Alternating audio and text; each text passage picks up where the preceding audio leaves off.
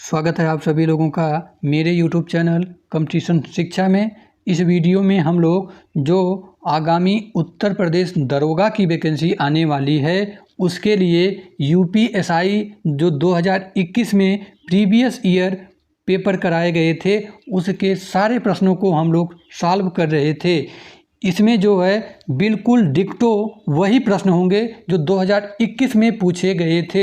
आप लोगों को पता है कि जो 2021 में दरोगा का पेपर हुआ था वह 12 नवंबर 2021 से शुरू हुआ था और 1 दिसंबर 2024 को समाप्त हुआ था और टोटल पेपर यह 54 शिफ्ट में कराए गए थे। तो आप लोगों के लिए यह प्रीवियस ईयर सीरीज में लेकर के आया हूँ। इससे पहले हम लोग 12 नवंबर के 2 शिफ्ट के प्रीवियस ईयर क्वेश्चन को हम लोग कर चुके थे। अगर आप लोग उस वीडियो को नहीं देखे हैं तो प्ले लिस्ट में जाएंगे इस चैनल के, उसमें जो है यूपीएसआई प्रीवियस ईयर सीरीज के नाम से प्ले लिस्ट बना होगा, उसमें वीडियो पड़ा होगा, उसे आप लोग जा कर के देख सकते हैं।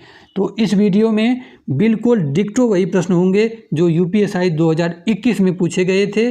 और इस वीडियो में हम लोग जो 13 नवंबर को पेपर कराया गया था यूपीएसआई का, उसके फर्स्ट शिफ्ट के 40 प्रश्न जो है हिंदी के देखने वाले हैं कि कौन कौन से प्रश्न जो है हिंदी के पूछे गए थे।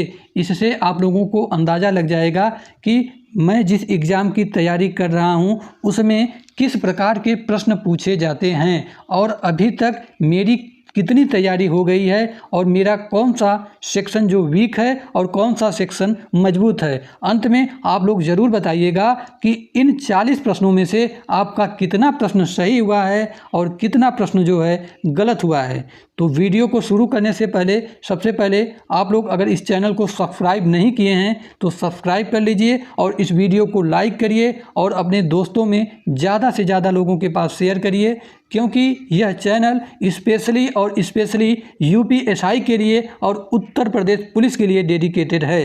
तो इस चैनल के माध्यम से आगामी समय में आप लोगों को बहुत कुछ मिलने वाला है, वह भी बिल्कुल फ्री में। तो आप लोगों का समय न बर्बाद करते हुए हम लोग देखते हैं जो हिंदी में पहला प्रश्न पूछा गया था वह था अपभ्रंश में कितने स्वर मौजूद थे। तो अपभ्रंश में कितने स्वर मौजूद थे, इसका जो विकल्प हम लोगों का सही था वह ऑप्शन नंबर सी सही था। 8 इसका उत्तर सही था। देखते हैं जो क्वेश्चन नंबर 2 पूछा गया था वह था इनमें से कौन सा शब्द पुल्लिंग है। तो इनमें से कौन सा शब्द पुल्लिंग है वह है ऑप्शन नंबर ए जो है यशस्वी जो है यह शब्द पुल्लिंग है। ठीक, अब देखते हैं हम लोग जो क्वेश्चन नंबर 3 पूछा गया था वह था निर्गुण कवियों में सर्वाधिक शिक्षित संत इनमें से। तो निर्गुण कवियों में सर्वाधिक शिक्षित संत इनमें से थे कौन? आप लोगों को पता है उनका नाम था सुंदर दास। इसका ऑप्शन नंबर ए सही हो जाएगा। अब हम लोग देखते हैं जो क्वेश्चन नंबर 4 पूछा गया था वह क्या था, वह था इनमें से कौन सा शब्द भूगोल का विलोम है। तो भूगोल का विलोम कौन सा है? भूगोल का विलोम था ऑप्शन नंबर डी खगोल। मिला लीजिए, आप लोग देख लीजिए, विलोम से भी आप लोगों के पेपर में सीधे सीधे प्रश्न पूछे गए थे। देखते हैं जो क्वेश्चन नंबर 5 पूछा गया था वह था इनमें से कौन सा शब्द अर्क का अनेकार्थी शब्द है। किसका पूछा है? अर्क का अनेकार्थी शब्द है इंद्र का। ऑप्शन नंबर इसका ए सही था। जो क्वेश्चन नंबर 6 देखते हैं वह पूछा गया था यथाशक्ति में इनमें से कौन सा समास है। आप लोगों को पता है कि ये जो यथा है यह एक उपसर्ग है। तो मैं आप लोगों को समास जो है बहुत डिटेल से इस वीडियो में पढ़ाया हूँ। इस वीडियो में नहीं, मतलब इस चैनल में समास की बहुत डिटेल से मैं वीडियो डाला हूँ। अगर आप लोग उस वीडियो को देख लेते हैं तो आने वाले किसी भी एग्ज़ाम में समास का एक भी प्रश्न आप लोगों का गलत नहीं होगा। तो क्वेश्चन नंबर जो 6 का उत्तर सही था हम लोगों का ऑप्शन नंबर सी सही था। अव्ययी भाव समास में यथाशक्ति जो है इसमें है। ठीक, यथाशक्ति में कौन सा समास है? वह अव्ययी भाव समास। देखते हैं जो क्वेश्चन नंबर 7 पूछा गया था वह था विशेषण मूलतः कितने प्रकार के होते हैं। तो विशेषण मूलतः 4 प्रकार के होते हैं। ऑप्शन नंबर इसका ए सही हो जाएगा। देखते हैं क्वेश्चन नंबर जो 8 पूछा गया था वह था पिता के घर पर रहने वाली युवती के लिए इनमें से उपयुक्त शब्द कौन सा है। तो ऐसी युवती जो पिता के घर रहती है उसे हम लोग कहते हैं सुवासिनी। ऑप्शन नंबर इसका बी सही था। देख लीजिए यह प्रश्न आपका अनेक वाक्यों के लिए एक शब्द से पूछा गया था और मैं आप लोगों को बता दूं कि इसमें जो अभ्यर्थी ने अपना उत्तर चूज किया था वह था ऑप्शन नंबर सी और जो आयोग ने उत्तर सही माना था वह ऑप्शन नंबर बी सही था। आयोग का उत्तर जो होगा वह हरे कलर में इंडिकेट करेगा और जो अभ्यर्थी ने अपना उत्तर चूज किया है वह ब्लू कलर में इंडिकेट करेगा और चूजन ऑप्शन जो दिया रहेगा वह अभ्यर्थी ने चूज किया है। यह आप लोग जान लीजिए। ठीक, देखते हैं जो क्वेश्चन नंबर 9 पूछा गया था वह था इनमें से अधिकरण का बोधक चिन्ह कौन सा है। तो अधिकरण का बोधक चिन्ह कौन सा था, वह होता है में और पर होता है। तो इसका जो विकल्प हम लोगों का सही हो जाएगा वह ऑप्शन नंबर बी सही हो जाएगा। आप लोगों को पता है हिंदी में कारक के 8 प्रकार होते हैं और सभी कारक के कारक चिन्ह अलग अलग होते हैं। तो देख लीजिए कारक से प्रश्न आप लोगों के पेपर में देखने को मिल गया, वह भी बिल्कुल आसान सा प्रश्न। हम लोग बचपन से पढ़ते आए हैं। कर्ता ने कर्म को करण से, संप्रदान के लिए अपादान से, संबंध का के की पढ़ते आए हैं, उसी से प्रश्न ये पूछा है। देखते हैं जो क्वेश्चन नंबर 10 पूछा गया था वह था इनमें से ऋ क्या है। ऋ मतलब ऋषि क्या है। तो आप लोगों को पता है ये जो ऋ से ऋषि है वह स्वर के अंतर्गत आता है। ऑप्शन नंबर इसका डी सही है। देख लीजिए यह जो है वर्णमाला से प्रश्न पूछा गया था आप लोगों के पेपर में। क्वेश्चन नंबर 11 पूछा गया था गीता ने पुस्तक पढ़ी है, इस वाक्य में कौन सा काल है। तो गीता ने पुस्तक पढ़ी है, इस वाक्य में जो है पूर्ण वर्तमान काल है। ऑप्शन नंबर इसका बी सही है। आप लोगों को पता है काल के 3 प्रकार होते हैं, वर्तमान काल, भूतकाल, भविष्यकाल। वर्तमान काल के 5 प्रकार, भूतकाल के 6 प्रकार होते हैं और भविष्यकाल के 3 प्रकार होते हैं। इसका आप लोग एक कोड याद कर लीजिएगा, 563 याद कर लीजिएगा, आप लोगों का उत्तर सही हो जाएगा। ठीक, देखते हैं जो क्वेश्चन नंबर 12 पूछा गया था वह था 16 मात्राओं वाला छंद कौन सा है। तो आप लोगों को पता है चौपाई में जो है 16 मात्रा लगता है, इसका ऑप्शन बी सही था। देखते हैं जो क्वेश्चन नंबर 13 पूछा गया था वह था इनमें से कौन सी भाषा का विकास मागधी अपभ्रंश से हुआ है। तो मागधी अपभ्रंश से मगही भाषा का विकास हुआ है, इसका ऑप्शन डी सही है। देखते हैं जो क्वेश्चन नंबर 14 पूछा गया था वह था इनमें से कौन सा शब्द अग्नि का पर्यायवाची नहीं है। तो ये जो नहीं है शब्द इसे आप लोग ध्यान में रखिएगा। तो इसका उत्तर हम लोगों का सही था ऑप्शन नंबर सी, अमी जो है वह अग्नि का पर्यायवाची शब्द नहीं था। देखते हैं जो क्वेश्चन नंबर 15 पूछा गया था वह था इनमें से यौगिक सार्वनामिक विशेषण का कौन सा उदाहरण सही है। तो सार्वनामिक विशेषण का उदाहरण इनमें से सही था ऐसा आदमी नहीं देखा, इसका उत्तर हम लोगों का सही था क्वेश्चन नंबर 15 का, ऑप्शन नंबर डी सही था। देखते हैं जो क्वेश्चन नंबर 16 पूछा गया था वह था इनमें से वीर रस के कवि कौन हैं। तो वीर रस के कवि हैं रामधारी सिंह दिनकर, इसका ऑप्शन बी सही था।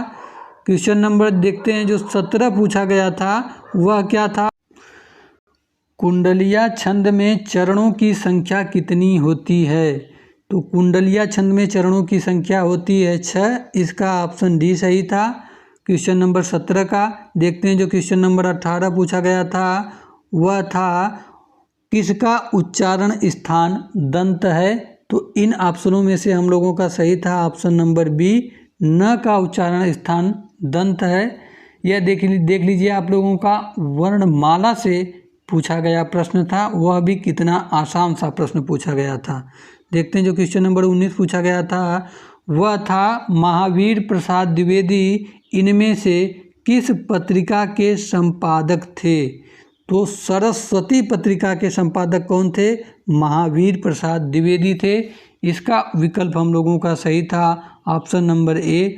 देखते हैं जो क्वेश्चन नंबर 20 पूछा गया था, वह था इनमें से कौन सा शब्द गौरव का विलोम है? तो आप लोगों को पता है गौरव का विलोम शब्द होता है लाघव। इसका ऑप्शन बी सही था क्वेश्चन नंबर 20 का। देखते हैं जो क्वेश्चन नंबर 21 पूछा गया था, वह था इनमें से नाक का बाल होना मुहावरे का क्या अर्थ है? तो नाक का बाल होना मुहावरे का अर्थ होता है अधिक प्यारा होना। ऑप्शन नंबर इसका डी उत्तर सही था। देख लीजिए यह जो क्वेश्चन नंबर 21 है आपका मुहावरा और लोकोक्ति से प्रश्न पूछा गया था। देखते हैं जो क्वेश्चन नंबर 22 प्रश्न था, वह था इनमें से प्रयोगवाद के प्रवर्तक कौन हैं? तो प्रयोगवाद के प्रवर्तक कौन हैं? वह है अज्ञेय। ऑप्शन नंबर इसका डी सही है। क्वेश्चन नंबर 23 से जो 25 पूछा गया था वह एक अनुच्छेद दिया गया था, उसी में से आप लोगों को उसी अनुच्छेद को पढ़ के आप लोगों को उत्तर देना था। तब ये रहा आप लोगों का अनुच्छेद, इसे आप लोग पढ़ लीजिएगा। तो मैं सीधे सीधे इसके प्रश्न का उत्तर बता दे रहा हूँ, क्योंकि अनुच्छेद को पढ़ के अगर मैं आप लोगों को कराने लग जाऊँगा तो आप लोगों का काफ़ी समय लग जाएगा। तो इसमें जो क्वेश्चन नंबर 23 का उत्तर सही था वह था शील, शौर्य और सौंदर्य के। ऑप्शन नंबर इसका सी सही था। प्रश्न पूछा था उपरोक्त गद्यांश के अनुसार तुलसी के राम किसके प्रतीक हैं? तो इसका उत्तर सही था शील, शौर्य और सौंदर्य के। मैं आप लोगों को एक बात और बता दूं कि ये जो अनुच्छेद जैसा प्रश्न पूछा जाता है उसमें सबसे पहले आप लोगों को करने से पहले जो प्रश्न पूछा रहता है उसे माइंड में रख के जो है अपने अनुच्छेद को पढ़ना होता है। सबसे पहले प्रश्न को अपने माइंड में रखते हैं, उसके बाद अनुच्छेद को पढ़ते हैं। ये तरीका अनुच्छेद को सॉल्व करने के लिए सबसे अच्छा तरीका है। इससे आप लोगों का प्रश्न जो है गलत नहीं होता है। देखते हैं जो क्वेश्चन नंबर 24 पूछा गया था, वह था उपरोक्त गद्यांश के आधार पर तुलसी के काव्य में भारतीय जीवन की सबसे बड़ी कौन सी अभिलाषा व्यक्त हुई है? तो इसका उत्तर सही था। हम लोग जब आप लोग अनुच्छेद पढ़ेंगे तो उसका उसी अनुच्छेद से उत्तर निकल के आ जाएगा संतों की सी जीवनचर्या की। ऑप्शन नंबर इसका डी सही था। देखते हैं अनुच्छेद से जो 25वां प्रश्न पूछा गया था, वह था कवि का संत हृदय परम कारुणिक किसके प्रति उन्मुख हो सकता है? तो इसका उत्तर सही था राम के प्रति। ऑप्शन नंबर सी सही था। और एक बात आप लोगों से मैं बता देना चाहता हूँ कि जितने भी 54 के 54 शिफ्ट में सभी शिफ्ट में जो है हिंदी के अंतर्गत इस अनुच्छेद से प्रश्न पूछे गए थे। 2 से 3 प्रश्न जो है हर शिफ्ट में पूछे गए थे। ठीक, तो आप लोगों को अच्छे से इस अनुच्छेद की प्रैक्टिस कर लेनी है। ठीक, देखते हैं जो क्वेश्चन नंबर 26 पूछा गया था। उससे पहले अगर आप लोग इस चैनल को सब्सक्राइब नहीं किए हैं, लाइक नहीं किए हैं, तो आप लोग लाइक और सब्सक्राइब कर लीजिए। क्वेश्चन नंबर 26 है, निम्नलिखित में से कौन सा शब्द तत्सम है? तो कौन सा शब्द तत्सम है? इसमें हम लोगों का ऑप्शन बी सही था उद्गम। ये शब्द जो है तत्सम है। मैंने तत्सम और तद्भव को बिल्कुल डिटेल से बहुत कम समय में बता दिया है। अगर आप लोग उस वीडियो को नहीं देखे हैं तो प्लेलिस्ट में जाएंगे, हिंदी व्याकरण के नाम से उसमें यह वीडियो पड़ा होगा, आप लोग देख लेंगे तो आने वाले एग्जाम में आप लोगों का तत्सम और तद्भव से कभी कोई प्रश्न नहीं गलत होगा।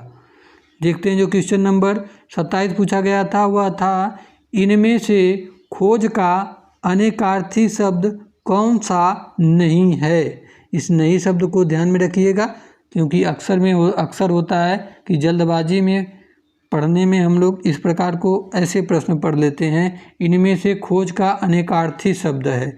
तो इस प्रकार हम लोगों का उत्तर गलत हो जाता है। तो क्वेश्चन नंबर 27 का उत्तर हम लोगों का सही है ऑप्शन नंबर डी, इच्छा पूर्ति जो है वह खोज का अनेकार्थी शब्द नहीं है। देखते हैं जो क्वेश्चन नंबर 28 पूछा गया था वह था इनमें से किस पुस्तक को व्यास सम्मान प्राप्त हुआ है। देख लीजिए यह आप लोगों का साहित्य से प्रश्न पूछा गया था। तो इसमें हम लोगों का उत्तर सही था, आत्मजयी पुस्तक को व्यास सम्मान प्राप्त हुआ था। इसका उत्तर हम लोगों का सही था ऑप्शन नंबर ए। बाकी ये ऑप्शन आप लोग देख लीजिए, ऑप्शन बी था कामायनी, ऑप्शन सी था गुनाहों का देवता, ऑप्शन डी था गोदान। देखते हैं जो क्वेश्चन नंबर 29 पूछा गया था वह था परमेश्वर में कौन सा समास है। तो परमेश्वर में आप लोगों का कर्मधारय समास है, इसका डी विकल्प सही हो जाएगा। देखते हैं जो क्वेश्चन नंबर 30 पूछा गया था वह था निम्नलिखित में से कौन सा शब्द अर्थ से जुड़ा हुआ नहीं है। तो कौन सा शब्द अर्थ से जुड़ा हुआ नहीं है वह था चेष्टा, ऑप्शन नंबर इसका सी विकल्प सही था।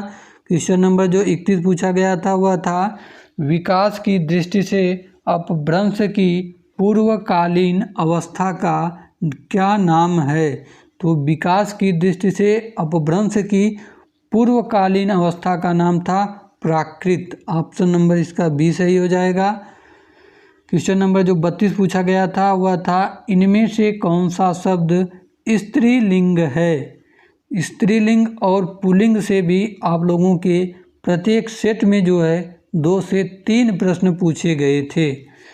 तो इसमें हम लोगों का जो विकल्प सही था वह था ऑप्शन नंबर ए, अजवायन जो है एक स्त्रीलिंग शब्द है। देखते हैं जो क्वेश्चन नंबर 33 पूछा गया था वह था इनमें से कौन सा शब्द अंबर शब्द का अर्थ नहीं है। तो अंबर शब्द का कौन सा अर्थ नहीं है, इसमें जो विकल्प दिया गया था ऑप्शन नंबर ए था वस्त्र, ऑप्शन नंबर बी था आकाश, ऑप्शन नंबर सी था कपास, ऑप्शन नंबर डी था अध्याय। तो इसका जो हम लोगों का विकल्प सही था वह था ऑप्शन नंबर डी अध्याय। देखते हैं जो क्वेश्चन नंबर 34 पूछा गया था वह था इनमें से कौन सा शब्द सौभाग्य का विलोम है। तो सौभाग्य का विलोम होता है दुर्भाग्य, ऑप्शन नंबर इसका सी सही था। देख लीजिए विलोम से ये जो है दूसरा या तीसरा प्रश्न इस शिफ्ट में पूछा गया था। तो आप लोगों को एक काम करना है, हिंदी में कोई भी चैप्टर को हल्के में नहीं लेना है, सभी चैप्टर को हम लोगों को कॉन्सेप्ट के साथ बिल्कुल डिटेल से तैयार करना है।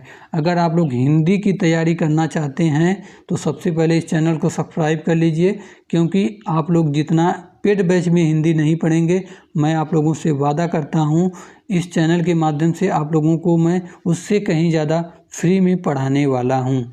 देखते हैं जो क्वेश्चन नंबर 35 पूछा गया था वह था साहित्य को जनता की चित्तवृत्तियों का संचित प्रतिबिंब इनमें से किसने कहा था। तो यह जो उक्ति है उसको कहा था रामचंद्र शुक्ल ने, इसका बी विकल्प सही था हम लोगों का। क्वेश्चन नंबर 36 देख लेते हैं वह था दशानन में कौन सा समास है। तो दशानन में जो है बहुव्रीहि समास है, इसका विकल्प हम लोगों का बी सही था। आप लोगों को पता है बहुव्रीहि समास किसे कहते हैं, जिसमें न ही पहले पद की विशेषता बताई जाती है न ही दूसरे पद की विशेषता बताई जाती है, बल्कि किसी तीसरे पद की ओर संकेत किया जाता है, उसे बहुव्रीहि समास कहते हैं। देखते हैं जो क्वेश्चन नंबर 37 पूछा गया था वह था आत्मजयी इनमें से किस विधा की पुस्तक है।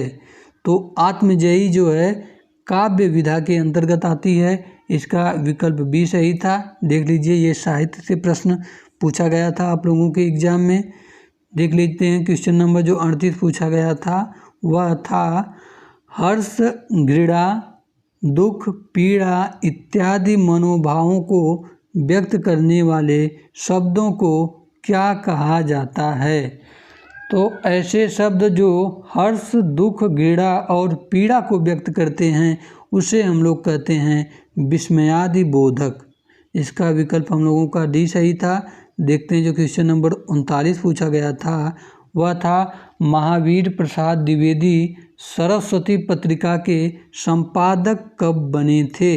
तो ये जो महावीर प्रसाद द्विवेदी थे उनकी पत्रिका थी सरस्वती, उसके वो संपादक बने थे 1903 ईस्वी में। इसका विकल्प डी सही था। देख लीजिए आप लोग, साहित्य से ये प्रश्न पूछा गया था और जिस भी कैंडिडेट का ये प्रश्न था उसने अपना विकल्प बी को चूज किया था, उसका यह प्रश्न जो है गलत हो गया था। तो आप लोगों को साहित्य को भी बिल्कुल डिटेल से तैयार करना है। देखते हैं आज की इस वीडियो का जो लास्ट प्रश्न क्वेश्चन नंबर 40 पूछा गया था वह था प्रत्यय मूलतः कितने प्रकार के होते हैं। तो प्रत्यय के मूलतः 2 प्रकार होते हैं। इसका हम लोगों का बी विकल्प सही था, ऑप्शन नंबर बी सही था जिसमें 2 था। ये रहा हम लोगों का 40 प्रश्न जो कंप्लीट होता है। अगर आप लोगों को यह सीरीज पसंद आ रहा है तो सबसे पहले सब्सक्राइब करिए, लाइक करिए और शेयर करिए, क्योंकि सब्सक्राइब, लाइक और शेयर करने में आप लोगों का एक भी पैसा नहीं जाता है, लेकिन हाँ मुझे उससे मोटिवेशन मिलता है और आप लोगों के लिए काम करने में और मुझे अच्छा लगता है।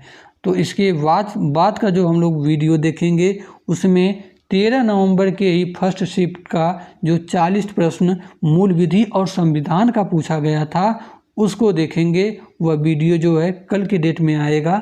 तो मिलते हैं नेक्स्ट वीडियो में, तब तक के लिए जय हिंद, जय भारत।